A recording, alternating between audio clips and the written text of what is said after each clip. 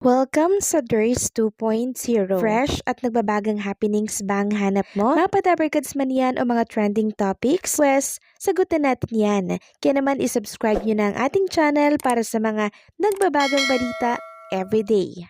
Welcome back again sa ating YouTube channel mga kadabarkads. And for today's video, ang pag-uusapan natin ay tungkol sa mga importanteng kaganapan sa loob at sa labas ng Itbulaga. So kanina nakasama natin ang pop rock band na Lily para i-promote po ang kanilang new song na Tama Mali. Pwede nyo po yung stream sa Spotify and syempre pwede nyo po silang suportahan sa kanilang mga social media account. Samantalang kanina naman mga kadabarkads, kung nyo napansin, itong mga Itbulaga host natin ay nakasporty po ng outfit ngayong araw po ng Friday. May kinalaman po kasi ito sa dalawang malaking announcement ni Bossing Vic Soto ngayong araw. So unang announcement po, nationwide na daw ang pagsugod ng Itbulaga. Kahit nasa kanto at nasa ibang panig kayo ng ating bansa, aabutin kayo ng Itbulaga sa bago nilang palaro para po sa lahat. Pwedeng sumali at manalo. Mas malawak po ang sakop ng mga matutulungan po ng programang Itbulaga, kaya dapat nakatutok po kayo lagi sa Itbulaga. At ang second announcement naman, dahil summer na nga naman mga kadabarkads, sinimula na din po nila ang Sugod Bahay Summer Olympics. Kaya naman pala naka-sporty outfit ngayong Friday ang mga Dabarkads natin. At kanina nga po nagkaroon din po ng groupings mga Dabarkads kung sino ba yung magkakagrupo. Bale, dalawang yellow lamang po ito mga Dabarkads. Yellow and color red. So sa color red, si Jose Manalo, si Miles, Ian Red, Yul, at si Mang Domeng. Samantalang sa yellow, si Raisa, si Karen, si Maine, si Alan Kay, at etong si Ruel Carino. At kanina nga po sinimulan nila ang laban sa subuan po ng ice cream dahil nga po ngayon ay summer na. So bali may karton doon, may 3 butas para sa kamay, mga braso, mga kadabarkads, tapos sa ulo para nga naman hindi po malagyan ng ice cream yung ating damit. No? So yun po yung nangyari mga kadabarkads. At ang unang sumalang ay ang team ni Jose Manalo, ang taga-Subo naman ay si Ruel Carino. Sobrang aliw nito mga kadabarkads kasi 'di ba ka-team nila si Ian Red kanina, pagpasok kasi nung bilog sa ulo, yung sa ulo po natanggal yung wig nitong si Ian Red dahilan para po mas maging masaya ang Team Studio dahil tawang-tawa na naman sila, nakita na naman po kasi yung bunbuna nitong si Ian Red. At kanina nga po ang nanalo walang iba kundi po ang color yellow team ni Maine Mendoza and syempre Alan K. At alam niyo ba mga kadabarkads, dalawa po agad ang winners dito ng tigfa 5,000 pesos. Bali 4 po kasi ang mananalo dito mga kadabarkads. Isang team online at parang isang team bahay ata mga kadabarkads. So 4 winners agad para yan dito sa Summer Olympics ng Itbulaga. Grabe pinag-uusapan ito ngayon dahil nga po may panibago na namang kagigiliwan ngayong summer ang mga viewers ng Itbulaga.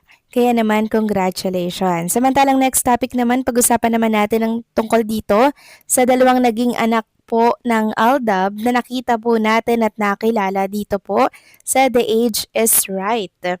Walang iba kundi po si Kylie at Kendall. So sila po yung mga anak dati ng Aldab mga kadabarkads. Yan ipapakita ko na lamang po sa mga screen po ninyo. Sobrang lalaki na po nila ngayon. And yung mommy po pala ni Kylie at Kendall, fan na fan din po ng Aldab. Sabi niya nga hindi niya daw po expected na yung anak daw nila ang kukunin bilang anak ng Aldab. Talagang timing na timing daw po mga kadabarkads. Samantalang next topic naman, pag-usapan naman natin ang tungkol dito kay Ruel Carino. So tulad ng ating naging update kanina, nakasama natin siya sa live ng Itbulaga. Kaya sana po ay wag nang magreklamo yung ibang mga netizen kung bakit nagiging rotation ang kanilang schedule sa naturang programa. And speaking of clone, meron pong statement. Ito pong si Daryl Shane Jandani para po kay Miss City. Sabi niya nga, thank you so much Miss City. This Tuesday, I covered your song and today I sang it with you on stage. Super cute po nung sinabi nyo na na manifest mo. Why I still couldn't believe it? Thank you for being so kind po.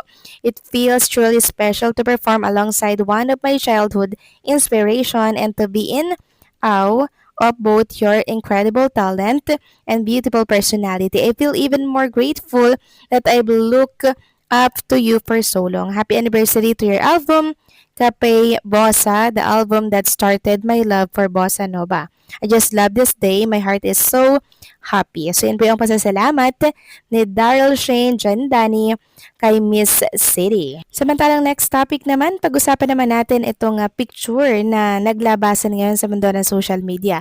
Makikita kasi dito na kasama po ni SQ Ann Perer si Tito Soto. Ayan po mga kadaberkads. Siguro ito po yung during rehearsal nila or recording nila mga kadaberkads ng bagong single nila na mapapanood at mapapakinggan natin bukas dito po yan sa Eat Bulaga. Kaya sa mga naghahanap po sa mga singing queens natin at nakakamiss po sa kanila, makakasama natin sila ng live na live bukas at merong surprise pa which is yung kanilang second single na hango po sa VST. Sabi ko nga po sana gawan pa rin sila ng kanilang song talaga mga kadaberkads na sila po talaga mismo yung kumanta. Nang sa ganun ay makakilala po sila ng bonggang-bongga ng mga daberkads natin. Katulad po nung song ni Yunyul Kim, diba? And Eunice Janine. Sulat po yon ni Eunice Janine mga kadaberkads. Kaya sana gawan din po ng ibang song ang mga SQ natin, yung sila po mismo ang kakanta, yung sila mismo ang magsisimula. Samantalang lubos naman po ang pasasalamat ng isa sa mga binibining Nueva Ecija sa Eat Bulaga dahil kahapon nakasama natin ang iba pang mga contestant ng binibining Nueva Ecija. Sabi nga po ni Reynalyn, mabuhay Eat Bulaga. Thank you so much for this memorable experience to the binibining Nueva Ecija organization. Ayan, tinag niya po yung mga mayor and also sabi niya pa General Mamerto Natividad at Bulaga. So lubos po ang kanilang pasasalamat sa TBJ Production sa programa po ng Bulaga dahil nabigyan po sila ng tsansa na mapanood at umappear sa naturang programa kasi na-promote po nila mga kadaberkads yung kanilang upcoming event para yan dito sa Binibining Nueva Ecija. And also, nag-share din po ang Binibining Nueva Ecija ng mga picture ng kanilang mga contestants sa kanilang official page. Sabi dito, lights, camera, Binibining Nueva Ecija take center stage at the Eat Bulaga TV5 India Center.